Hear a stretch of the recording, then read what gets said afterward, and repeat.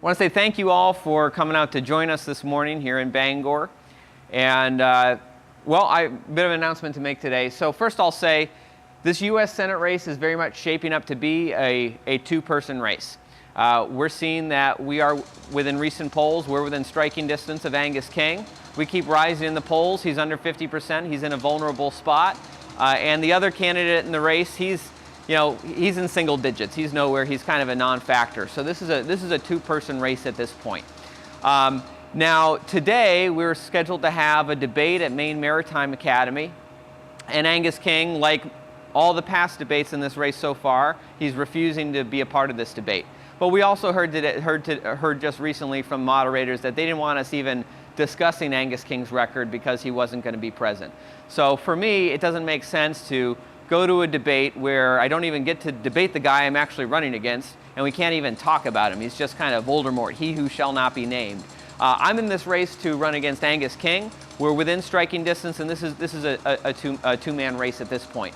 But I do want to say it is very frustrating. It's been very disrespectful to Maine people, actually, the fact that here we are and we haven't had any televised debates yet in this U.S. Senate race. Angus King has refused to do any debates before voting begins. He's refused to do any debates until 8 days before Election Day, when early voting is over and a third of the state will have already voted. And just to put this in context, in the U.S. Senate race 6 years ago, there were debates in September. In the congressional race this year, where we're deciding who's going to represent us in the House of Representatives for the next 2 years, we've already had debates. In the governor's race, as we're deciding who's going to represent us in the Blaine House for the next 4 years, we've already had debates. But in the U.S. Senate race, where we're going to be deciding who represents us for the next 6 years, we have had no debates. Angus is refusing to do any debates until 8 days before Election Day. He wants us all to cram it in the last 8 days. And of course, we all know Angus does this song and dance about being independent while he votes 93% of the time with Chuck Schumer. He's voted against tax cuts for the middle class. He's voted to tax poor people for being too poor to afford health insurance. He's voted against judges. He's got a very partisan Democrat record. And frankly, he's got a pretty rotten record when it comes to helping Maine people. There's the old saying, you can fool some of the people all of the time. You can fool all of the people some of the time. But you can't fool all of the people all of the time. And Maine people, we're seeing through what Angus King has been giving us. He's been giving us a rotten deal. And we deserve a better deal. When Angus King was governor, he left us $1 billion in debt. He bankrupted our state. He bankrupted our hospitals. He forced our kids to have to move away in search of jobs in other states. He has turned our kids into economic refugees. And now that we have a workforce shortage in Maine, he says that the solution is he wants to bring refugees from Syria and Somalia to come here and fill the jobs to replace our lost kids. I think this is a bad idea. And first of all, he's the one who created this problem in the first place when he drove our kids away. We need better jobs here in Maine. We do have a refugee crisis here in Maine. It's the fact that our kids are moving away. When I talk to college students, every single one I talk to tells me they're already looking for jobs in other states. They're planning to move away the moment they graduate. When I talk to our high school kids, they're already looking for the door. They're already looking for the exit. But when I talk to Maine people living in other states, one thing I universally find is they want to come back home. They just need the better jobs to do so.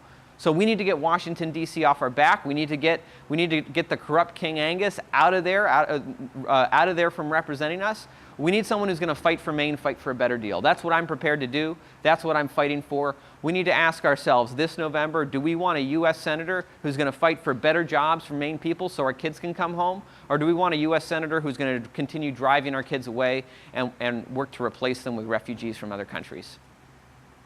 And I'm happy to take any questions people have. Now, Senator King's campaign people say that there was a forum for all candidates just within the past week or so, and that there are 6 joint appearances scheduled before the election, and that he's plans to attend all of those and have open debate with you and anybody else. Yeah. Every single televised debate in this race is within 8 days of Election Day. And so that's kind of misleading when he says that, he says that he's doing debates. He says that they're all within 8 days of Election Day.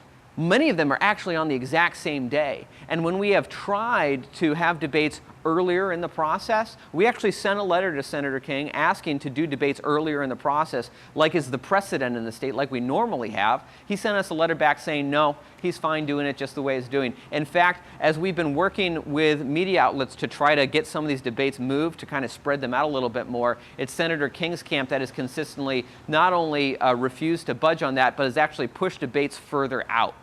They want to have push debates into November. Again, 8 days before Election Day. You know, we're talking about the next 6 years of leadership for Maine, and he's expecting us to cram for this big test in the last 8 days. That's not fair to Maine people. Was Ringelstein going to come up to this one tonight? Yeah, I believe he was, but again, he's polling in the single digits. It doesn't do us anything to debate Zach Ringelstein. He's not a factor in this race. Frankly, and I'm not running against him. I'm running against Angus King. Thank you. Yeah. Any other questions? And if there are no other questions, I'll just say thank you all for coming out today. And you know, I will say this. You know, Senator King said that the reason he's not going to be in this debate today is because, well, he said that it's too far away. And frankly, I don't know. I don't know that he gets north of Brunswick very often. Frankly, actually, I'm not even sure he gets north of Washington, D.C. very often. But apparently that was his excuse, is that the people of Hancock County and down East Maine are too far away. Well, I'm up here. I'm going to be spending the day, rather than going to this debate where he's not even going to be, I'm going to be spending the day going around Hancock County, talking with people, meeting with our fishermen, meeting with people in the area, hearing about their concerns and how we can get a better deal for Maine. So that's what I'm off to next. And I just want to say thank you all to all those who came out today. I appreciate you being here.